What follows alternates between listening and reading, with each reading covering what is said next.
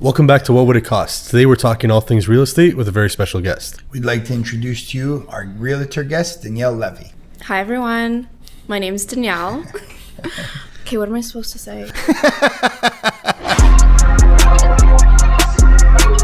You bought a shed in Windsor? You made money in the housing market last year? No way. Anything you shot on you would have made on. What would it cost? That's the $1 million question. You're looking at North Bay now is at $1 million. I don't even think they hand you the keys anymore. What is it going to cost? How much? Hi, my name's Nicholas Regina. My name's Michael Sakuro. And you're listening to What Would It Cost? Is that good? Welcome back to What Would It Cost? My name's Michael Sakuro, and I'm the president and founder of Spark Financial Group. My name's Nicholas Regina, and I'm the CEO and founder of Spark Financial Group. Today we're talking everything real estate with our realtor expert, Danielle Levy. I'm so excited to be here, guys. Yeah, thank you for coming out. Of course. We're excited to talk all things real estate with you because for us, like we always say, realtors are the backbone of our industry. So it's exciting to pick your brain, see how the market's been looking to you past 2 years, where it's going. And yes, tell us a bit about yourself. So my name's Danielle. I work with Sutton Group Admiral. I've been in the industry, I guess in total 10 years. I've been licensed for a couple years. I've been doing really well, thank God. Yeah. And I'm 25 years old. It's very interesting to see someone as young as you and for you to have as much real estate experience as you do. And you were telling us a bit about you being in the industry prior to you practicing and getting licensed, working for someone. So tell us a little bit about what that journey's been like in the last 10 years and how you've made your way up to what you're doing now. So people are actually really shocked when I tell them my age, and they're like, oh, like you have all this experience in assignment sales, pre-construction, commercial, and it's hard for them to believe, but like I started at a very young age. Usually people get their real estate license, they start working for a team, they're getting trained. I was already like trained before I got my license. So, you know, working with developers, property managers, like working for, you know, $1 million agents that, you know, sell a lot of real estate. My broker of record, he was actually a really big mentor to me. He taught me a lot about the industry and like the commercial aspect of things as well. So like the more complex deals. And I'm thankful for all of that. And is it something that when you started at 15 and a half years old that you seen yourself down the road just kind of going real deep down the rabbit hole and staying in the industry, or was it something you were doing part-time to make some money on the side while you were still going to school? Like how did you did decide? You have that painted, that picture painted already and on it? So I was always going to be a lawyer. That was my number one dream. And then in my head I was thinking, okay, I'm just going to be a corporate real estate lawyer. That's going to be my life choice. And then I saw all these people that had no idea what was going on in the market making all this crazy money. I could do this and I love real estate. So I got into it, and you know, the first 4 months of being into it, I was like a rock star. I'm like, wow, I got this. And in the process, I was still finishing school. So, you know, I got my BA, and then I was applying to law school, and the Department of Philosophy was like, you know what, like you have like this opportunity to go to Osgood. And I was really debating, and I'm like, am I really gonna give up on real estate to be like a full-time student right now? So I just decided to stick with real estate, and it was just like a match made in heaven. Wow. So what would you say one aspect of it you specialize in? Like, are you more on the pre-construction, sellers, you're helping buyers? What's your niche, if you want to call it that? So I've been working with a lot of sellers right now. I've had a lot of listings in the last few months, but I also had a lot of buyers. But a lot of my buyers have been experiencing buyer's fatigue because you know what's been going on in the market. It's been insane in the last few months. The prices in December 2021 do not even compare to January 2022. It was like this huge jump. You know, my buyers took a break. And as you know, things have been changing. A lot of people have removed offer dates, and they're relisting for prices that they actually want. And I think that has to do with the interest rates going up. I'm sure you guys have been seeing that like kind of slow down a little bit, more inventory. I do a lot of pre-construction. I started more with pre-construction in 2021. I was just selling projects. It was very easy for me. Obviously, you have to explain to your clients the breakdowns. You have to present them with, you know, proper deposit structures. You want to give them good projects that they're going to make money in. And then, you know, then they come back to me and they assign the sale. So I do a lot of assignments as well. I've been doing a lot of pre-construction, I guess, in residential. I love the terminology. Buyer's fatigue. These are really pissed off, frustrated. They gave up. Instead of just saying gave up and threw their arms. That's you always keeping it professional, though, right? So that's what I'm trying to do. Buyer's fatigue. I like that. We're going to use that one. And so you're saying about like more inventory coming out there. So you think with this rate increase, it's going to slow them down a bit, or do you think it's just going to get people to want to get into the market faster because like they know the inevitable is happening? It was almost like I found it was almost like they're like, okay, let's wait for Bank of Canada to raise this rate. Are they or won't they? And now they raise it, and everybody's jumped back in. Yeah, they're panicking. So you have the ones that are like, okay, you know what? I'll wait till next year. Prices are going to drop. I'll wait till next year. Prices are going to drop. And I had a call even the other day with a client. He's like, do you think I should still keep renting? And I said, look, not even on the professional opinion side about, I want you to get your mortgage. I said, no, I would stop because they're just going to keep raising these rates. And I just think that it's still going to increase. Like, what are your thoughts on that? So, you know what I noticed? When people start talking about the rates, increasing, sellers start panicking, and that's when I start seeing more inventory. I'm like, okay, it's starting to pick up a little bit, and then sellers start realizing that they can't get crazy over market prices as they were a month back. And now that interest rates did go up, I am starting to see that it is changing. I'm hoping to see more inventory because I have a lot of buyers at hand right now that are ready to start their property search again.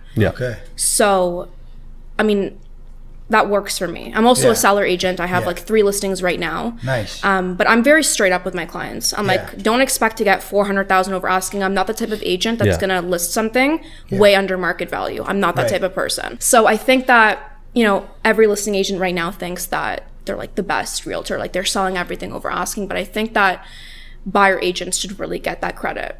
Like that you're securing a property for your client for actual market value. Right. Like you're the pro, not the listing agent that's, taking photos on their iPhone and then selling on MLS after 2 days. Yeah. So I'm hoping to really see a change because of the interest rates. I really hope so, because I feel really bad for a lot of first-time home buyers and just regular buyers. Yeah, and good on you in such a tough market with such low inventory to have 3 listings, right? But to walk us through that, what would it cost in essentially in regards to what that listing price is actually up on the MLS for, and then what someone is paying for it in today's hot market, and your view on it, and just kind of take us through that, right? I can give you an example of something that I just listed a few days ago. Yeah, perfect. So obviously I've noticed that the market has changed. Okay. I'm seeing that there's no offer dates. So, I simply just say, we're accepting offers at any time. Yep. And what I do in a market like this, when it shifts, I actually list for higher than what my client wants. Okay. Because then it gives the buyers that room to negotiate with us for the price that my client actually wants. And it works every time. Oh, wow. So interesting. If I listed something for $775, but my client's looking to get, between $740 to $750, he's going to get that price. Yeah. Because to the buyer, it looks like, oh, okay, I got a deal. Like, no, you didn't. Right. This is market value, and you guys both win in the situation. Right. So that's a good tactic. Right. Yeah, that's how I actually would list in a situation like this, and that's exactly what I just did. Interesting. And that's refreshing. Yeah. Because a lot of what you're seeing now on the social platforms is like sold for $900K over asking. Drives me it's like nuts. Yeah. But dude, you can't list a property in Toronto for $599 and then boast about how you got $1 million over asking. Exactly. Like, we all understand what the market's demanding right now. So that's a very interesting take, and I feel, refreshing to hear, because it's honest and it's transparent. It's like, realistic, right? I'm so sick of the sold over asking signs. I sold this for $450,000 more. No, you didn't.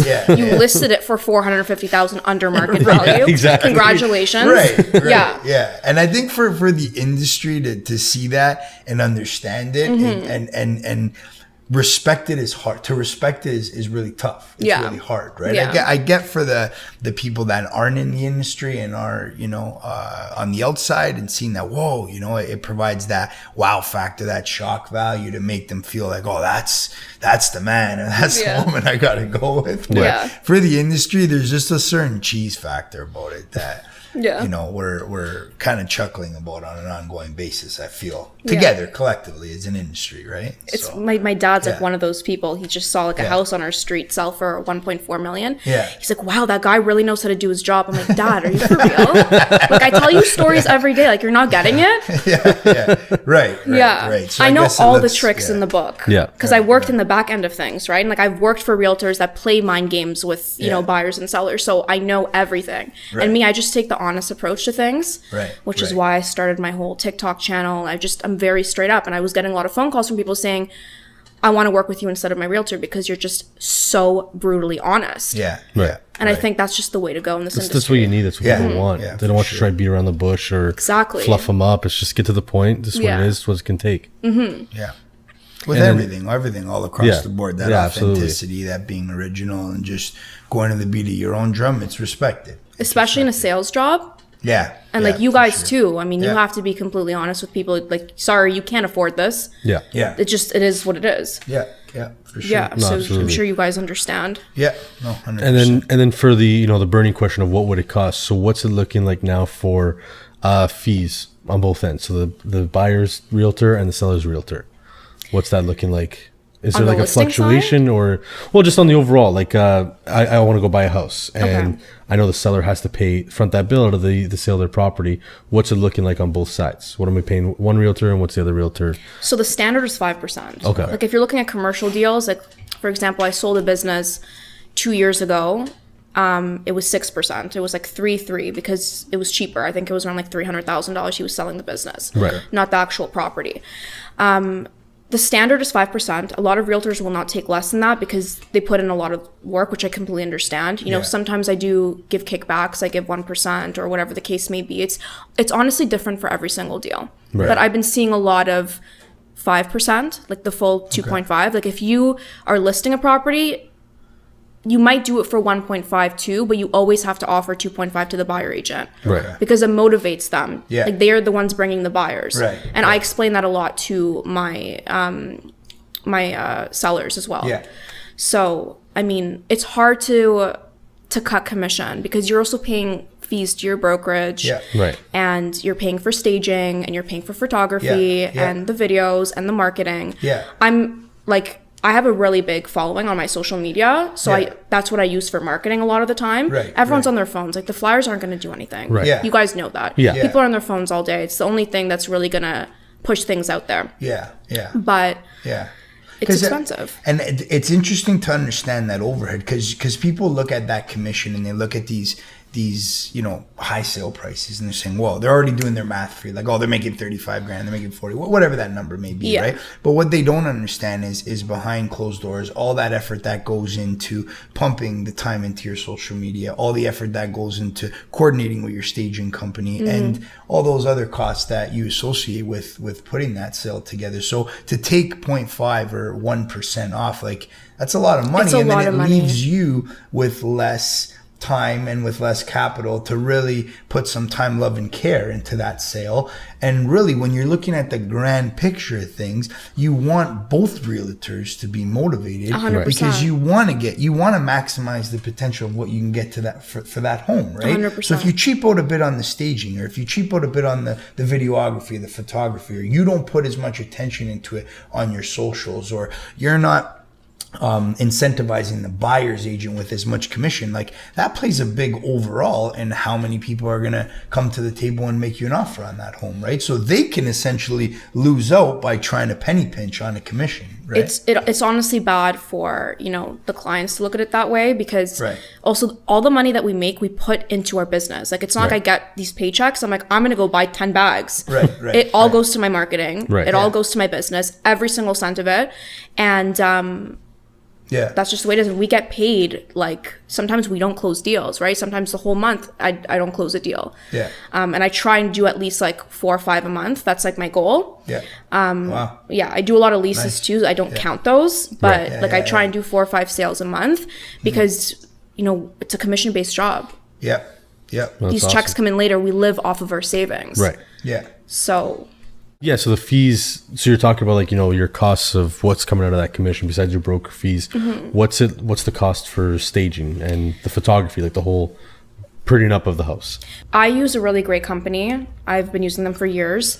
And for videos, for just the video and the photos, I think it's around like $300. But then if you do floor plans and you do the whole package, it can cost you up to $700-800. Staging, that also depends on the square footage of the actual property, so it can go up to higher than $3,000. Okay. But the thing is, you don't even know if you're going to sell the house, right? So you're paying all this money out of your pocket, and imagine you don't sell the house. Then you're short like $5-6 grand. Right? Yeah. But now we do virtual staging. So I just did virtual staging for one of my listings. Okay. And it's nicer than real staging. Like when you actually look at the photos, I got so many compliments on the staging I just did, the virtual staging. My client was like, wow. Yeah, so what's the virtual staging? It's like fake furniture. So like photoshopping it. It's like Photoshop furniture, but it looks so real. Okay. Yeah. And it's really cool because, for example, if you have a den, you can do one photo with a guest bedroom and then another photo with an office. So you can show them two options. Oh, cool. With real staging, you know how difficult that would be to just move all that furniture around? Right. Yeah. Oh, that's awesome. Nice. Very cool. Yeah. And what do you feel that's done for you in regards to, appealing to the client? My clients really like it. Yeah. But if they prefer, real staging, that's fine too. I just don't think that if you're doing a basic condo and it's an investment property for a client, I don't think it's a big deal to use virtual staging. Yeah. People get the picture. It's 650 square feet. Like, you don't need to bring this whole truck over and start staging a condo. Right. The virtual staging shows people, okay, this is how I could live, and they're good with that. Yeah. What's the difference in cost between the virtual staging versus your actual staging? So with virtual staging, it's usually $20 a photo. Okay. But if you have 25 photos, that's 20 times 25. Yeah, exactly. It still adds up. No, of course. It's still a cost. Do you stage yourself, or is there a company you use, or is it like depending on if it's a condo versus a house, area specific? So area, that's important. I work everywhere, right? Sometimes I'll have a listing 2 hours away and the staging company I use will not travel that far. It really, really depends. Same thing with the photography. I've had like issues where I had to find a photographer in Barrie, let's say, because my guys they don't want to go out there. Even if you pay them extra to drive out there, they won't do it. But so I use different companies. I don't stage myself. I am really good at it though, but I don't really have the time for it. It's hard because I have other clients, have other things to do. You just hire them to do it and they do a great job and the photos are ready and it sells. So it works. Yeah, good on you for doing that and leaving the experts to do what they're good at. Exactly. You focus and stay on your lane and everyone's happy that way, right? And you get the best product, right? I mean, you can still be a one-stop shop. You guys are my mortgage brokers. I have a staging company. I have lawyers. I have home inspectors. I don't have to do everything myself as much as I really want to.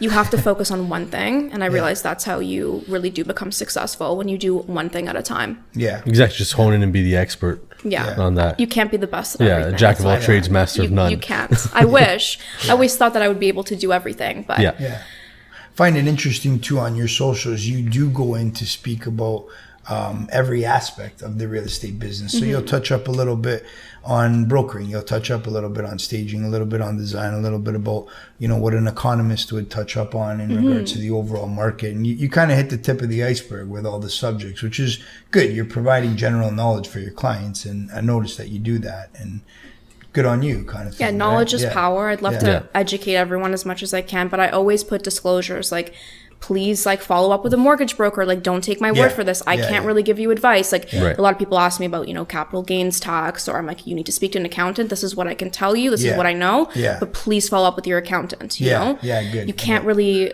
give advice on things that you're not fully sure about. So absolutely, because then they take your word for it, and exactly. Danielle told me this, and I can't, my I can't be responsible for exactly. that. No, absolutely. Now, after coming off, I'd say probably 2 hot years in the real estate market. Where do you think the market's going from here? When COVID started, the market got weird. I'll be honest with you. It's been fluctuating so much that, if you ask a real estate agent what's going to happen in the summer, they can't tell you. And if they do tell you, they're praying to God that they're right, because they actually have no idea. A lot of my clients are like, I want to sell in the summer. Do you think it's going to be as crazy as it was in January? I'm like, unfortunately, I'm going to have to let you know probably around June, July, because we don't know. It changes every 3 weeks. It's and people are trading real estate like the stock market. It's not even normal. It's true. So where do I see it going? I think that we're going through a major housing crisis. It's been messy. I hope that it does stabilize. I mean, when I saw inventory going up and things slowing down and buyers actually being able to secure things, I'm like, okay, this is a good sign. Do I think it's going to last? I don't know. Right. Every day it's a new situation. What if we go into another lockdown again? You never know with Ontario. And we're already in a crisis. And we have a lot of recovery to go through and inflation. And, you know, we can go on for hours talking about it. Yeah, I mean, everyone knows that we're in a pickle right now. I think it's a great, the great correlation you made was that's like the stock market. It is. Could be this, you know, 1.1 today, 1.15 tomorrow. Yeah. Back down to $1,050,000. So yeah, it was never like that before COVID. It was normal. Like real estate agents would travel between December and January because it would be a dead market. Yeah. And then you look at January and February now, it was insane. Yeah. It's like hotter than like a spring market. Yeah. And now we're going into spring, but things are slowing down. Like it doesn't make sense. Right. Yeah. Like no one can really tell you what's actually happening. Yeah. And if they do, they're lying. Yeah. So, and that's just the truth. It's true. It's true. Very true. Yeah. Yeah. Thank you very much for giving us your time today. We know you're super, super busy, and it's been a pleasure working with you, and we're honored to have you on our show. And yeah, thank you. Of course. Yeah, thanks. No, it was great talking with you. Yeah. And thank you, everybody, for tuning in. Be sure to check us out on all your favorite streaming platforms, on our YouTube page and our social media. Be sure to like, follow, share, and we'll talk to you next week. Next on What Would It Cost? Something that the lenders need to know is basically they're going to be sending my law firm $200,000, right? Right. In that example transaction, $2,000 is going to the broker, $2,000 is going to my firm, and then I'm sending them a check for $2,000 for their lender fee. Where are the checks? That's a big issue. Like a lot of people, nowadays nobody has checks anymore.